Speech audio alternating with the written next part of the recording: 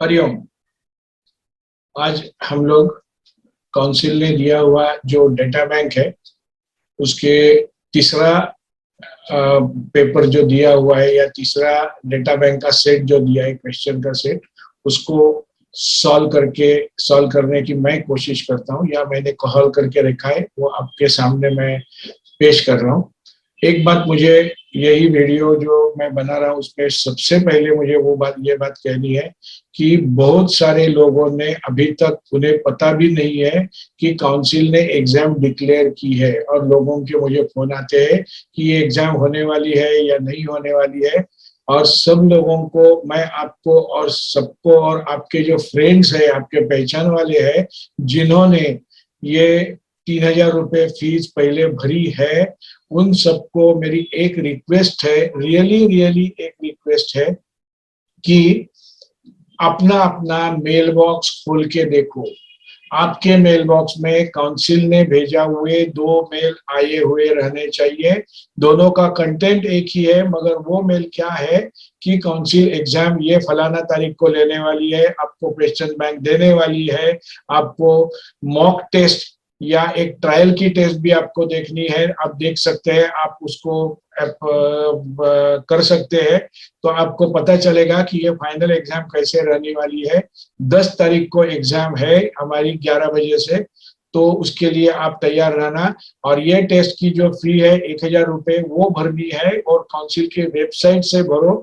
और जो लोग किसी कारण से ये फीस नहीं भर सकते हैं, वेब के कारण से या और कुछ किसी कारण से, तो उनको कोई चिंता करने की जरूरत नहीं है कि अभी क्या करें, फी नहीं भर गई। आप अभी फी नहीं भर सकते, तो काउंसिल ने बोला है कि आप जब भी ये एग्जाम पास होने के बाद, आप जब भी रजिस्ट्रेशन के लिए काउंसिल आपको बुलाएगी, वो टाइम, वो रजिस्ट्रेशन फी आपको 7,000 रुपये भरनी है, उसी के साथ में ये 1,000 रुपये और वो टाइम आप भर सकते हैं। तो आप अभी एग्जाम की तैयारी में रहो। लोगों को फी भरने में बहुत तकलीफ आती है, नेटवर्क का प्रॉब्लम आता है, जो कुछ भी प्रॉब्लम है, मगर 8-10 बार ट्राई करने के बाद वो हो जाता है। तो आप देखो, या तो फिर लास्ट में भरने का ऑप्शन आपके पास है ही। तो सबसे पहले है कि आपका मेल बॉक्स आप चेक करो, मेल का इनबॉक्स आप चेक करो, आपका स्पैम फोल्डर चेक करो। जहां जाके मेल, फालतू मेल कहीं रहेगा ऐसे सोच के तो गूगल या कोई अपने मेल को वहां पे डाइवर्ट करते हैं, तो उसमें आपका मेल नहीं गया है ना, देखो। नहीं तो आपको एग्जाम का एडमिट कार्ड बोलो या एग्जाम का आइडेंटिटी कार्ड बोलो या एग्जाम में अपियर होने के लिए जो आपको एक आईडी मिलेगा, पासवर्ड मिलेगा, वो कुछ आपको मिलेगा नहीं, और लास्ट मिनट में आपकी सब गड़बड़ हो जाएगी।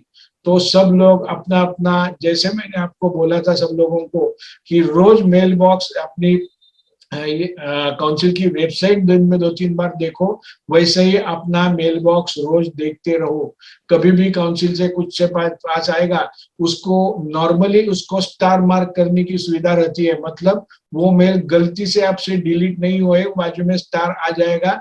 तो उसको कैसे संभल के रखना है ये आप समझ लो। आपको पता है तो अच्छी बात है, पता नहीं है तो आपका बच्चा, आपके बाजू वाला, आपकी और कोई जो रिलेटिव है या पहचान वाले हैं जिनको इसके बारे में थोड़ा पता है, उनके पास से समझा के ले लो। तो और अभी आगे हम लोग चलते हैं हमारी ये जो थर्ड क्वेश्चन बैंक है उसकी तरफ, और उसके लिए मैं ये शेयर करता हूँ जो मैंने ऑलरेडी सॉल्व करके रखा है, उसको मैं शेयर करता हूँ। तो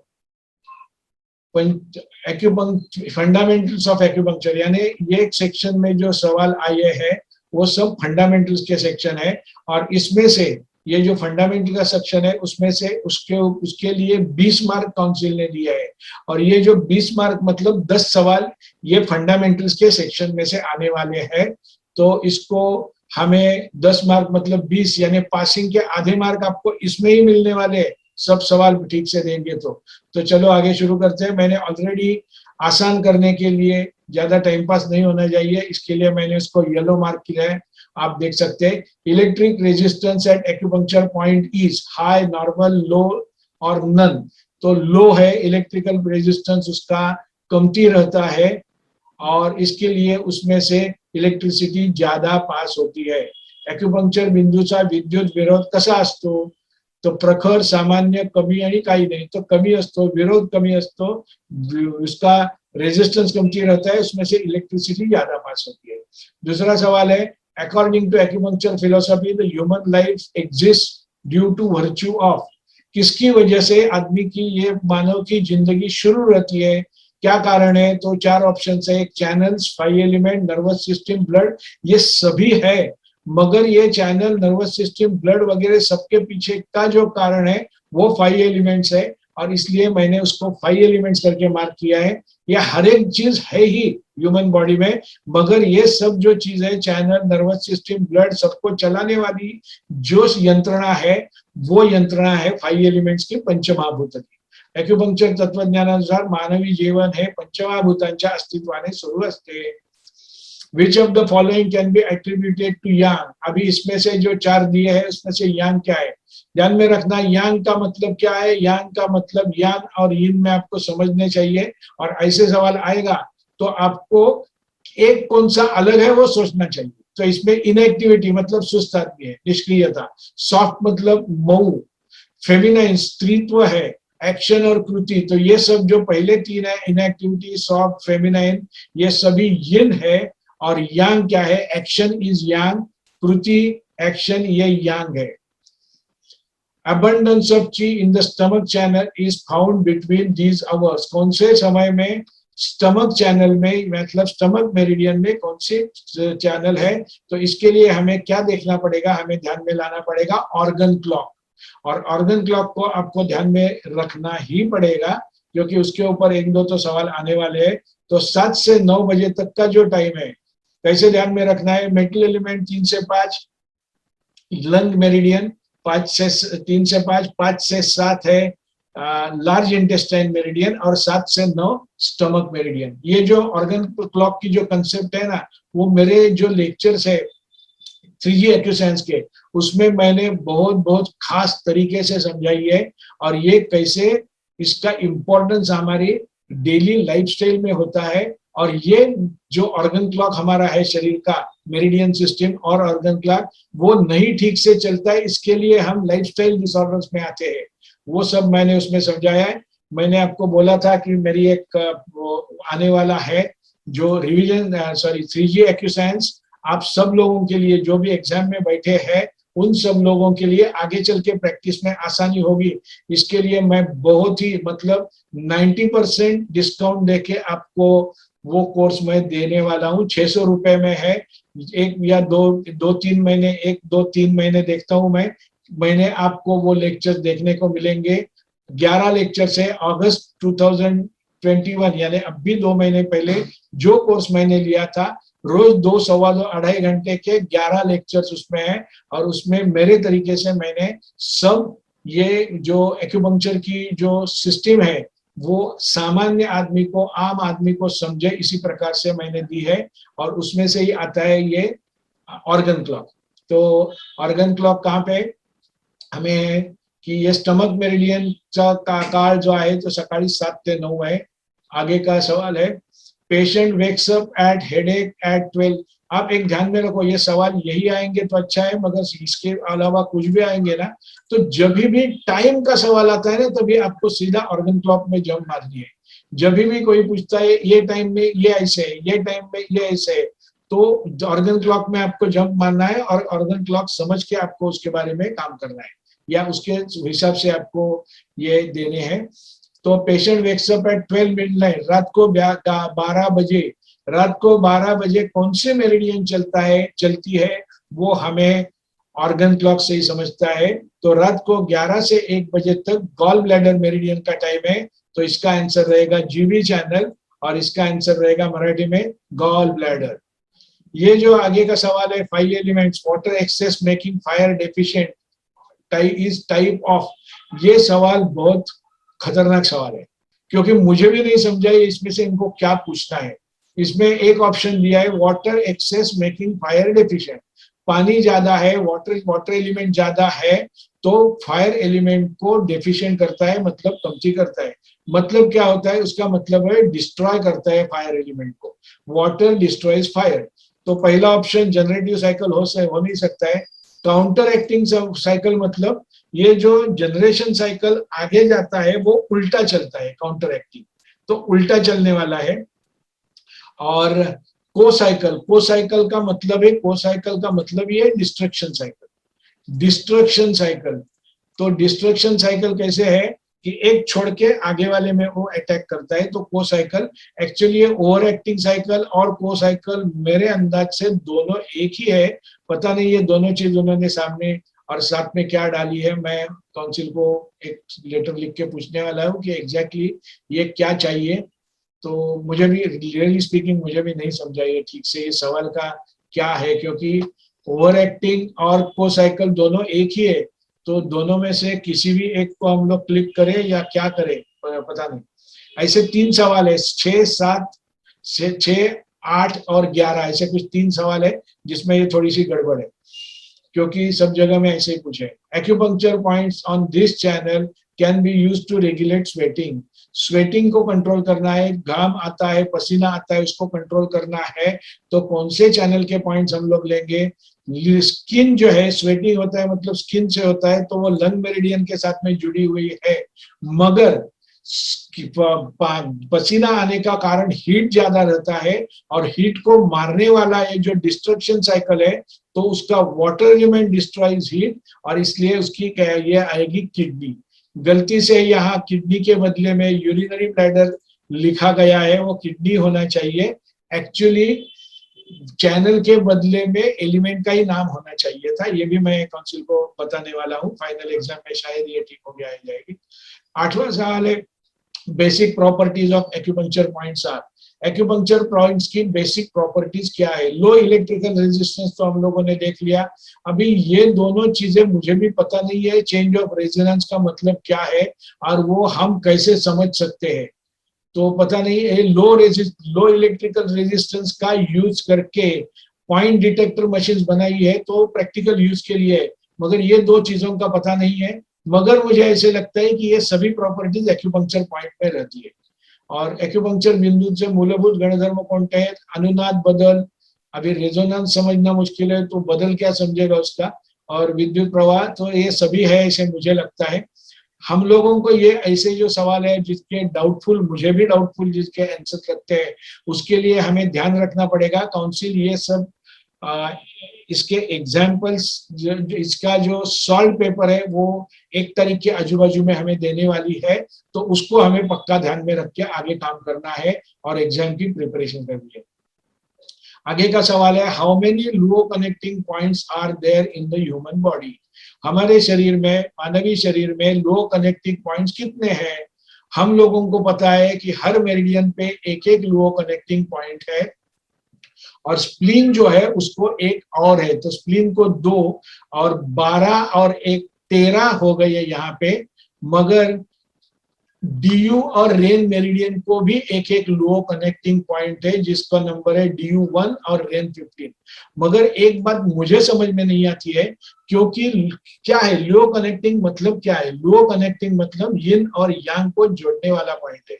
और लो कनेक्टिंग मतलब जो आप लोगों ने देखा होगा, आप लोगों ने पढ़ाई की है तो आपको पता रहेगा कि एवरी यिन और यांग जो मेरिडियन से एक ही एलिमेंट में जो आती है, उसका एक मेरिडियन का युआन सोर्स पॉइंट दूसरे मेरिडियन के लो कनेक्टिंग पॉइंट को कनेक्टेड रहता है। Yuan source to luo connecting और दूसरे का yuan source to luo connecting. अभी डीयू और रेन मेरिडियन का लो कनेक्टिंग पॉइंट ये बोल रहे हैं, ये पता मैं ये डिस्प्यूट नहीं कर रहा हूं, क्योंकि ये हजारों सालों से 3000 4000 साल से यही चलते आ रहा है। मगर डीयू के लो कनेक्टिंग पॉइंट है ना, तो युआन सोर्स पॉइंट कौन सा है। डीयू और रेन मेरिडियन का हमें मिलना चाहिए युआन सोर्स पॉइंट कौन सा है, तो एक दूसरे के साथ वो कनेक्ट करेंगे। तो फिर भी हमें आंसर क्या देना है, तो 15 देना है आंसर यहाँ पे, क्योंकि 12 स्प्लीन का एक 13 और हर ये डीयू और रेन का एक तो 15। Which of the following can be attributed to yin? इसमें से yin क्या है, अभी फिर से हम लोग को कंपेयर करके देखना है। इनएक्टिविटी मतलब सुस्त रहना, एक्शन मतलब कुछ करना, मैस्कुलाइन मतलब बॉडी बिल्डिंग, डे मतलब दिन है, हॉट है, तो एक्शन, मैस्कुलाइन, डे, ये सभी चीजें जो है वो यांग दिखाती है, और इनएक्टिविटी जो है वो एक ही यिन है, तो इसके लिए ये यिन आ गई इनएक्टिविटी, ऑप्शन ए। फिर से वही हो गया, अभी पहले हम लोगों ने देखा था एक्सेस वाटर एलिमेंट मेकिंग अर्थ डेफिशिएंट। अभी एक्सेस वाटर एलिमेंट अर्थ डेफिनेशन का मतलब क्या है, वाटर एलिमेंट एक्सेस हो गया तो वो एक तो फायर एलिमेंट को कमती करेगा, सीधा चलेगा तो, और उल्टा चलेगा तो अर्थ एलिमेंट को करेगा। तो ओवर एक्टिंग मतलब सीधा चल के डिप्लीट करने वाला, और काउंटर एक्टिंग मतलब पीछे उल्टा चल के करने वाला। इसलिए मेरा ऑप्शन है उसका काउंटर एक्टिंग। तो काउंटर एक्टिंग साइकिल और विपरीत नियंत्रण करके, ये सब जो मराठी ट्रांसलेशन है वो पहले आप लोगों ने देखा होगा, पहले सबसे पहले लेक्चर में, पहले टेस्ट में मराठी हॉरिबल था और सब गूगल ट्रांसलेशन था, तो मराठी नाम के लिए मराठी था, बाकी उसमें से कुछ मराठी का अर्थ नहीं निकलता था। और हम लोग मराठी लोग बोलते हैं मराठी अमृता ते पैजा जिनकी, वो अमृत क्या विष के बराबर वो लैंग्वेज का हो गया था। तो मैंने ये सब मराठी ट्रांसलेशन किया है, इसमें कुछ गलतियां है तो वो मेरी गलती है, I accept it at all, there are any problems with this. मगर ये जो प्रश्न है 8-11 और ये अभी हम लोगों ने देखे, इसमें मुझे ही नहीं समझा कि इनको क्या मैं नाम दे दूं, ओवर एक्टिंग, काउंटर एक्टिंग, क्योंकि ये सब नई कंसेप्ट है मराठी में लाने के लिए। तो ओके, आगे चलेंगे। 12वां सवाल है, optimum energy pores into kidney channel between. अभी जब भी टाइम का सवाल आ गया तो हमें जंप करना है ऑर्गन क्लॉक पे, और ऑर्गन क्लॉक के तरीके से हम देखेंगे तो शाम को 5 से 7 बजे का टाइम, ये जो टाइम है वो टाइम है किडनी मेरिडियन का, इव्हनिंग 5 to 7 टाइम। किडनी मेरिडियनची ऊर्जा या काळात अधिकतम असते, संध्याकाळी 5 ते 7। टाइटनेस, अभी फिर से ऑर्गन क्लॉक का ही सवाल है, tightness in the chest around 4 AM is related to सुबह 4 बजे। अभी सुबह 4 बजे मतलब 3 बजे से 5 बजे तक लंग मेरिडियन है, तो हमें लंग मेरिडियन की ट्रीटमेंट करेगी, रिलेटेड टू लंग मेरिडियन, और ये यहाँ पे ऑप्शन आएगा सी, ऑप्शन सी आएगा lung meridian. Organ clock opening into orifice of year, अभी ये ऑरिफिस शब्द डालने की क्या जरूरत थी, ऑरिफिस यानी अंदर कोई मेरिडियन नहीं जाती है, तो इट्स नॉट एक्चुअली मेरिडियन, ये इसके जगह में एक्चुअली एलिमेंट का नाम होना चाहिए था। Organ opening into year, element का नाम होता तो ज्यादा अच्छा रहता था, मगर शायद ये डाला है इसके लिए कि जो झांगफू ऑर्गन्स के हिसाब से रहेगा तो ये किडनी है, ear is connected to kidney, ये आपको ध्यान में रखना चाहिए। और 5 एलिमेंट्स और झांगफू दोनों एक ही साथ में चलने वाली चीज है, तो कानाशी संबंधित झांगफू ऑर्गन, किडनी मेरिडियन, ऐसे इसको मैंने बनाया। विच of the following expresses yin quality, अभी यांग और यिन आ गई, तो यिन और यांग, अभी इसमें से क्या यिन पूछा है ना, तो यांग क्या है ढूंढो भाई। तो yang, light is yang, darkness is yin, fire is yang, water is yin, excitement is yang, excitement मतलब उछलना कूदना, डिप्रेशन इज यिन। तो ये तीनों भी ए सी डी यांग हो गए और अर्थ ही बच गई उसमें से यिन। अच्छा, 16वां सवाल है, total distance between acromion and acromion to elbow crease. अभी हम लोग को पता होना चाहिए एक्रोमियन मतलब क्या। एक्रोमियन मतलब ये हमारे कंधे की हड्डी, कंधे की हड्डी जो है उसको एक्रोमियन बोलते हैं। तो एक्रोमियन से एल्बो तक, कोपराची घड़ी एल्बो क्रीज तक कितना डिस्टेंस है, ये जो डिस्टेंस है अपर आर्म का, दंड ज्याला मराठीत म्हणतो, उसका डिस्टेंस है 9 जून, और फोर आर्म मतलब हमारा एल्बो से लेके रिस्ट तक का जो है वो 12 जून है, ये 9 जून है और ये 12 जून है, तो इसके लिए इसका आएगा 9 जून। फिर से यिन यांग आ गया। Dark subtle internal female stands for, dark subtle internal female stands for क्या है, डार्क सटल इंटरनल फीमेल, ये सब क्या है, यिन प्रॉपर्टीज है। अभी एक सवाल में पहले आया था यिन प्रॉपर्टीज है, तो यांग नहीं हो सकता है, ची का तो सवाल ही नहीं है, झांगफू का भी सवाल नहीं है, तो बच गया ये। तो ये बहुत सिंपल क्वेश्चन हो गया। Excess fire element making metal deficient, अभी फिर से वही गड़बड़ जो 11वें सवाल में थी, 8वें 6, 11, 18 में जो सवाल में जो गड़बड़ थी वही है कि ओवर एक्टिंग, काउंटर एक्टिंग, को साइकिल सब में घोटाला है। मुझे इसमें से कुछ ठीक से समझ में नहीं आता है लिटरली ये वर्ड्स कैसे है और क्या है, और एक्चुअली उसका मराठीकरण फिर करना तो और मेरे लिए मुश्किल था, मैंने मेरे तरीके से किया है, तो आपको जैसे समझे, मगर ये ओवर एक्टिंग है ऐसे मुझे लगता है। एक्सेस फायर में फायर आगे वाले थर्ड एलिमेंट को डिप्लीट करती है, ये ओवर एक्टिंग हो गया, ज्यादा काम करके उसको डिप्लीट करिए, और वही को साइकिल है। तो एक्चुअली इसके सवाल के दो ऑप्शंस आ सकते हैं, ये दोनों में से कहीं भी हम क्लिक करेंगे तो हमें बात मिलनी चाहिए। Points on which meridian help to treat skin disorders, जब भी स्किन का सवाल आता है तो हमें हमारी नजर जानी चाहिए, skin is related to metal element, और मेटल एलिमेंट की जो मेरिडियन है वो लंग मेरिडियन है। इसमें जो मेरिडियन दिए है उसमें मेटल एलिमेंट की दूसरी कोई भी मेरिडियन नहीं है, तो हमें लंग के ऊपर क्लिक करना है।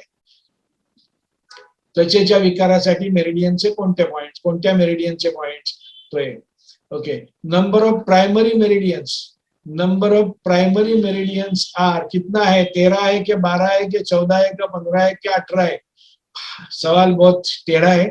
एक्चुअली 12 मेरिडियंस है जो बायलैटरल है, बायलैटरल एक्चुअली पेयर अनपेयर के बदले में यहाँ क्या होना चाहिए था, 12 बायलैटरल मेरिडियंस और 2 यूनिलैटरल, मतलब ये दोनों नहीं है, तो 12 मेरिडियंस दोनों साइड में है और यिन यांग मेरिडियन सामने है। एक्चुअली ये सवाल का जो आंसर है वो ऐसे नहीं होना चाहिए था, बायलैटरल और मिडलाइंस या ऐसे कुछ होना चाहिए था, तो 12 जोड्या 2 न जुड़लेला इसमें कुछ मजा नहीं है। एक्चुअली बायलैटरल मेरिडियंस है, उनको जोड़ने का काम ये यिन और यांग मेरिडियन, मतलब फ्रंट और बैक की जो मेरिडियन वही करती है, लेफ्ट राइट को कनेक्ट करने वाली बायलैटरल दोनों साइड में है वो। एक्यूपंक्चर पॉइंट हेल्प टू, क्या है help to, harmonize body's function, हमारे शरीर में जो काम चलता है उसको हार्मोनाइज करना, मतलब ठीक करना, लेवल करना का काम एक्यूपंक्चर करता है। यस, रीएस्टेब्लिश बॉडीज बैलेंस, वही मतलब हो गया कि बॉडी का बैलेंस जो कुछ भी है, मतलब दिन एक्टिविटी, सोना, खाना पीना, रेस्ट लेना, काम करना, सोचना, शांत होना, ये सब एस्टेब्लिश बॉडी का ये एक्यूपंक्चर से ही होता है। Heal the body by maintaining homeostasis, body की जो भी सब कार्यशैली चल रही है सारे ऑर्गन्स को मिलजुल के काम करना है और बॉडी को एक लेवल पे लाना है, तो होम्योस्टेसिस है, तो ये सभी काम करता है, इसके लिए इसका आंसर रहेगा ऑल। प्रोजेक्टाइल वॉमिटिंग, अभी ये सवाल है ना, ये सब अपने मेडिकल साइंस में से आए हुए। प्रोजेक्टाइल, प्रोजेक्टाइल मतलब बाहर फेंकना, प्रोजेक्टाइल वॉमिटिंग मतलब वॉमिटिंग, अरे सिंपल वॉमिटिंग बोलते तो भी बात वही होती थी, वॉमिटिंग अंदर में नहीं होती है, वॉमिटिंग बाहर ही होती है। तो प्रोजेक्टाइल वॉमिटिंग एट 11:30 PM, रात को 11:30 बजे, जब भी टाइम आ गया तो ऑर्गन क्लॉक, जब भी टाइम आ गया तो ऑर्गन क्लॉक, तो हमें उसको गॉल ब्लैडर मेरिडियन के साथ में ये संबंधित है। एक्चुअली यह मेरिडियन के नाम पित्ताशय के बदले में गॉल ब्लैडर होना चाहिए था, ये मैं करेक्शन काउंसिल को भेजूंगा। ऑर्गन ओपनिंग इनटू नोज, कौन सा ऑर्गन नाक में खुलता है, nose is connected to metal element and metal element is connected to lung meridian, तो इसके लिए आंसर है उसका lung meridian. Meridians are pathway of the flow of chi, dechi, lymph and nerves, तो chi है यह हमारे शरीर में जो प्राण शक्ति है, जिसको चाइनीज में ची बोलते हैं, हम लोग जिसको आत्मा बोलते हैं, हम लोग जिसको प्राण बोलते हैं या चैतन्य बोलते हैं, यही ची के मार्ग जो है वही मार्ग ये मेरिडियंस है। और यही मेरिडियन जब भी खुलने लगती है, ठीक से काम करने लगती है, हमारी ची, हमारे प्राण शक्ति घूमने लगती है, तो नेचुरली आदमी अपने आप ठीक होते जाता है। और यही काम हमारा योग शास्त्र भी करता है। योग शास्त्र में आसना, योगासना में हम लोग जब डिफरेंट पोस्चर्स लेते हैं तो क्या करते हैं, पोस्चर लेते हैं मतलब हमारी अंदर की चीख को हम लोग हिलाते हैं। एक्यूपंक्चर में हम लोग दबा के हिलाते हैं, योगा में हम लोग वो पोस्चर बदली करके दिखाते हैं। फर्क क्या है, एक्यूपंक्चर या एक्यूप्रेशर ट्रीटमेंट मैं आपको दे सकता हूं, मगर योगा मैं करके कुछ फायदा नहीं होगा। आपके सामने मैं योगा करूं तो आपका एंटरटेनमेंट हो सकती है, आपको फायदा नहीं होगा कुछ। तो ये फर्क है, दोनों एक ही है, योगासना और एक्यूपंक्चर दोनों एक ही है। इसलिए मैं सब मेरे स्टूडेंट्स को हमेशा बोलता हूँ कि yoga and acupuncture are complementary to each other. तो कैसे यूज करना है इसको, योगा से किसी आदमी को कमर में झुक नहीं सकता है तो वो कैसे आसन करेगा, तो पहले क्या करो, उसको एक्यूपंक्चर ट्रीटमेंट देखो, उसका झुकना ठीक करो, और उसके बाद में एक्यूपंक्चर से उसको ठीक करो, और उसके बाद में उसको बोलो अभी जिंदगी भर आसन करते रहो तो तुम्हारी ची अटकेगी नहीं, तुम्हारी प्राण शक्ति अटकेगी नहीं, तुम अच्छे रहेंगे। तो एक्यूपंक्चर जिसको तकलीफ है उसको पहले एक्यूपंक्चर बाद में योगा, जिसको तकलीफ नहीं हो पहले से योगा पहले से एक्यूपंक्चर, कुछ भी कर सकते हैं। अच्छा, 25th क्वेश्चन है, complete the sentence. Acupuncture points are located on, किसके ऊपर लोकेटेड है, dermatomes, lymph gland, blood vessel, सबके ऊपर लोकेटेड है, बट एक्यूपंक्चर पॉइंट्स आर, मेरे हिसाब से again, they are located on channels. Dermatomes का मतलब है हमारी स्किन में जो नर्व सेंस है, नर्व कनेक्शंस है, जो क्या बोलूं ना, नर्व्स आती है उसको डर्मेटॉम्स बोलते हैं। लिम्फ ग्लैंड्स मतलब लिम्फ की जो ग्लैंड है, लिम्फ ग्रंथि है, और ब्लड वेसल मतलब रक्त वाहिनियां, तो चैनल से इसका सही आंसर है।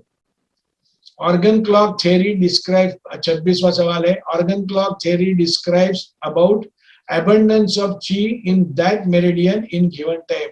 एक सही, एक विशिष्ट समय में ची मतलब प्राण शक्ति भरपूर रहती है पर्टिकुलर मेरिडियन में, सही है।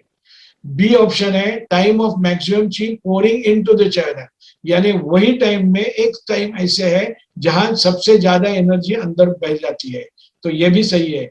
और तीसरा है ची एक्जुबरेंट, यानी बहुत ज्यादा है in that channel in given time, मतलब तीनों का अर्थ एक है, इसलिए मैंने उसको ये ऑल करके डी ऑप्शन को मैंने ये किया है। Single use pre-sterilized acupuncture needles are sterilized by ethyl oxide, spirit, Dettol, formalin. Actually मुझे जो नॉलेज है तो एक्चुअली ये इथाइल ऑक्साइड नहीं है, इथिलीन ऑक्साइड होना चाहिए था, गलती से शायद इथिलीन के बदले में इथाइल आ गया लगता है, क्योंकि इथिलीन ऑक्साइड ये बहुत सारी जगह में एंटीसेप्टिक करके यूज करते हैं, शायद फॉर्मेलिन भी होगा। हमें देखना पड़ेगा कि काउंसिल के फाइनल जो एग्जाम के जो ये इसके सवाल के जवाब हमें आएंगे उसमें से क्या है, मगर अभी तो फिलहाल तो मुझे लगता है कि ये इथाइल ऑक्साइड होना चाहिए। अच्छा, gauge of commonly use acupuncture needle 20, 22, 26, 30 करके लिखा है, मगर हमें जो गेज मैं जो यूज करता हूँ एक्चुअली 32 गेज की यूज करता हूँ। 30 गेज की नीडल, एक ध्यान में रखो, ये गेज का नंबर जो है वो नंबर जितना छोटा है मतलब सुई जाड़ी है, नंबर जो बड़ा है उसकी सुई पतली है, तो 32 गेज की नीडल पतली रहेगी, 30 गेज की नीडल जाड़ी रहेगी, 26 की और जाड़ी रहेगी, 22 की और उससे ज्यादा, और 20 की उससे ज्यादा। तो ये जो ऑप्शन 4 है उसमें से 30 हमें मार्क करना है, but I use 32 gauge needles.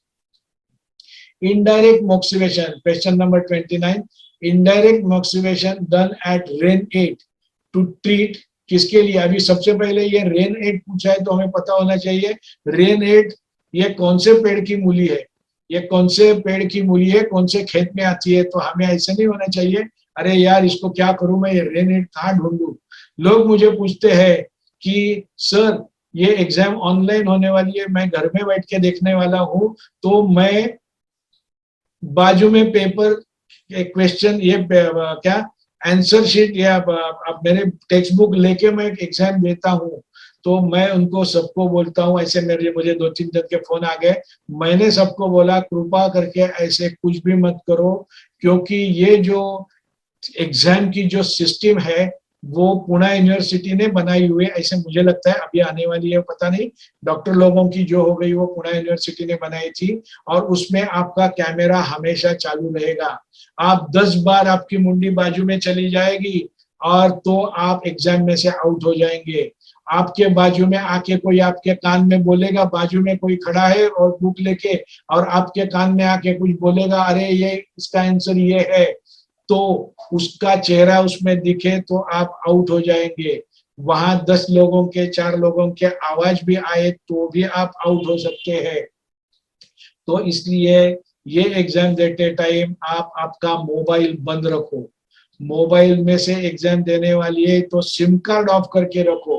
कुछ न कुछ तरीके से ऐसे देखो कि आपको कोई मैसेज नहीं आए, आपको कोई फोन नहीं आए, नहीं तो आपको 2-3 फोन उतने ही टाइम में आ जाएंगे ना, तो आपके बच गए 12। तो ये सब चीजें हमें एक्चुअली जब ये मॉक टेस्ट आएगी ना, तभी उसमें हमें ये समझ के लेनी है। तो आपको मॉक टेस्ट में अपियर करना ही है, ध्यान में रखो। तो रेन एट कौन सी खेत की मूली है? रेन एट मतलब नाभि, रेन एट मतलब अम्बिलिकस, मतलब नाभि है। तो एब्डोमिनल कॉलिकी पेन, ऑप्शंस क्या है? Abdominal colicky pain, hypertension, headache, none. तो हेडेक भी नहीं है, हाइपरटेंशन भी नहीं है। एक्चुअली मेरे बहुत सारे स्टूडेंट्स ऐसे हैं, और बहुत लोग मैंने देखे हैं, कुछ भी पॉइंट्स यूज करके कुछ भी उनको रिजल्ट मिलते हैं, वो उनकी खुद की इंटरनल एनर्जी है। बट साइंस के हिसाब से, एक्यूपंक्चर साइंस के हिसाब से देखेंगे तो ये एब्डोमिनल कॉलिक पेन के लिए रेन एट, ओटी पोटातलं दुखणं होना चाहिए उसका। According to zangfu theory, bone and cartilage is related. तो ये 5 एलिमेंट्स का सब आ गया। According to zangfu theory is related to liver और गॉल ब्लैडर में मसल है, स्टमक और स्प्लीन में क्या है, हमारी फैटी टिश्यूज है, और हार्ट और स्मॉल इंटेस्टाइन में ब्लड वेसल्स है, और किडनी और यूरिनरी ब्लैडर में बोन्स है, बोन्स एंड कार्टिलेज है, वाटर एलिमेंट के संबंधित जुड़ी हुई। और झांगफू अनुसार हाड़े आणि पुरच्या, हाड़े बोन्स, और इसका क्या संबंध है? किडनी और यूरिनरी ब्लैडर से। और इसी के साथ ये हमारा क्वेश्चन बैंक समाप्त हो गई। तीसरी क्वेश्चन बैंक, जैसे ही मुझे टाइम मिले वैसे मैं कुछ ना कुछ नया बनाते जाऊंगा। मेरे 3G एक्यूसाइंस कोर्स में मैंने आपको बोला कि मैं उसमें आप लोगों के लिए जो एलिजिबिलिटी टेस्ट पास होके या एलिजिबिलिटी टेस्ट में अपियर होंगे, उनको प्रैक्टिकली आगे चल के काम करने में जो दिक्कतें आती है उसके बारे में मैंने पहले कुछ लास्ट लेक्चर में आपको उसके बारे में बताया। उसमें 1-2-3 चीजें बोलनी रह गई थी। एक बात ऐसी है कि मेरे पास जो स्टूडेंट्स आते हैं, जो नए लोग हैं, उनको तो तकलीफ होती है कि क्या करे, कैसे करे, और पेशेंट को ट्रीटमेंट देनी है तो प्रोटोकॉल कहाँ से ढूंढे। लोग मुझे प्रोटोकॉल पूछते हैं, बहुत से लोग प्रोटोकॉल ढूंढते रहते हैं, मगर पुराने लोग हैं वो भी प्रोटोकॉल पूछते रहते हैं। तो ये प्रोटोकॉल कैसे बनाने बनाने हैं, उसकी समझ मैं मेरे 3G एक्यूसाइंस में देता हूँ। और इसलिए एक बार वो सब, उसको मैंने नाम लिखा है हाई फाई एक्यूसाइंस। मतलब क्या? कोई भी आदमी, कोई भी सवाल, कोई भी तकलीफ आपके सामने आए तो आपको 5 सवालों के जवाब ढूंढने हैं, और वो 5 सवालों के जवाब आप ढूंढेंगे तो आपके सामने 10 पॉइंट आ जाएंगे, कम से कम आराम से 10 पॉइंट तो आ ही जाएंगे। और ये जो 10 पॉइंट का एक प्रोटोकॉल बनेगा, उसको दुनिया का कोई भी एक्यूपंक्चर स्पेशलिस्ट या एक्यूपंक्चर प्रैक्टिशनर नहीं बोल सकता है कि ये आपने गलत पॉइंट निकाला है, क्योंकि it's a very logical thinking I am giving to you. और इसलिए मेरे स्टूडेंट्स को मुझे फोन करने की जरूरत नहीं पड़ती, सर ये ऐसे पेशेंट है मैं क्या करूं। लोग, मेरे स्टूडेंट्स लोगों को ट्रीटमेंट देते हैं और मुझे फोन करते हैं, सर आपने जो सिखाया था ना वो हाई फाई का फंडा, उसमें से मैंने निकाला और ये फलाना फलाना पेशेंट आया था, मैंने ऐसे ऐसे सोचा और काम किया, और क्या मैजिक रिजल्ट है। मेरा एक स्टूडेंट है, actually he is a software engineer, और फ्लाइट ये क्या पायलट विलट की भी ट्रेनिंग उसने ली है। वो मेरे ये लेक्चर देख के एक्यूपंक्चर में आ गया है, और क्या रिजल्ट्स उसको मिल रहे हैं। वो कभी भी उसका फोन आता है पूछने के लिए, या ऐसे ही फोन आता है, पहले तो बहुत बार पूछने को आता था, तो मैं उसको इतना ही बोलता, तू हाई फाई में डाल, तू हाई फाई, वो किसी भी केस को तू हाई फाई में डाल, तुझे सब सवालों का जवाब मिलेगा। आजकल उसका फोन जब भी आता है ना, कुछ नई केस उसके रिजल्ट के बारे में, सर वो पैरालिसिस का पेशेंट है ना, उसको तो 3 दिन में वो चलने लग गया। तो ऐसे कुछ भी बोलने के लिए जब भी उसका फोन आता है, तो भी सबसे पहला उसका फोन आने के बाद लोग नॉर्मली हरिओम बोलते हैं, लोग नॉर्मली हेलो बोलते हैं। ये फोन आने के बाद उसका क्या बात रहती है मालूम है? I love you sir. उसका एक ही बात है, वो हमेशा हर 10 सेंटेंस के बाद में आई लव यू सर। क्योंकि आपने, उसका बोलना है कि आपने मुझे इतना ऐसे एक दृष्टि दी। सबसे इंपॉर्टेंट है, हमें खुद के पाँव के ऊपर आगे चलना है, तो हमें दृष्टि मिलनी चाहिए। हमें चलना हमें ही है, तो चलने के लिए राह मैं दिखाऊंगा। चलना आपको है, तो आपको ही आपका मार्ग ढूंढना पड़ेगा। और ये जो हाईफाई एक्यूसाइंस का फंडा है, उसमें से उसमें से वो जो 5 सवाल है उसको कैसे देखना है, उससे आप आगे जाएंगे, तो आपको कहीं पीछे मुड़ के देखने की जरूरत नहीं। उसके ऊपर आप चाहिए तो फिर आप पल्स डायग्नोसिस डालो, और जो जो भी कुछ चीजें डालनी है ना, उसके साथ में डाल दो। But that will be a foundation for protocol to any disorder on this earth. Okay, तो यहाँ पे मैं रुकता हूँ, और जैसे ही एग्जाम खत्म होगी उसके बाद में वो डिस्काउंटेड लेक्चर्स आपके लिए मैं ओपन करने करूंगा। अभी वही काम मेरा चल रहा है। तो अगला क्वेश्चन, अगला क्वेश्चन से जो आ गया है, उसका सवाल का जवाब देने के लिए मैं वीडियो बनाऊंगा। और तब तक के लिए हरिओम, हरिओम, हरिओम।